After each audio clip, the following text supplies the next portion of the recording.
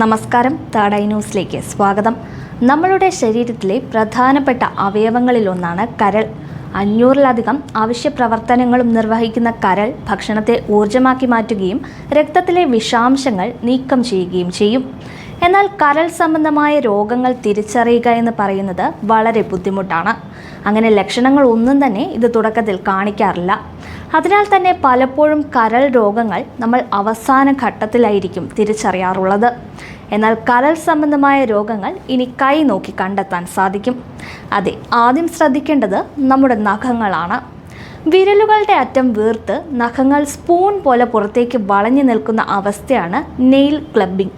ഇത് സാധാരണയായി കരൾ വീക്കം, ലിവർ സിറോസിസ് തുടങ്ങിയ അവസ്ഥകളുടെ സൂചനയാണ്. ഇതുപോലെ തന്നെ കൈത്തലം അസാധാരണമായി ചുവന്ന് തുടുക്കുന്നതും കരൾ രോഗത്തിൻ്റെ ലക്ഷണമാകാം. ചെറിയ ചൂടനുഭവപ്പെടുമെങ്കിലും വേദനയോ ചൊറിച്ചിലോ ഒന്നും തന്നെ ഉണ്ടാകില്ല.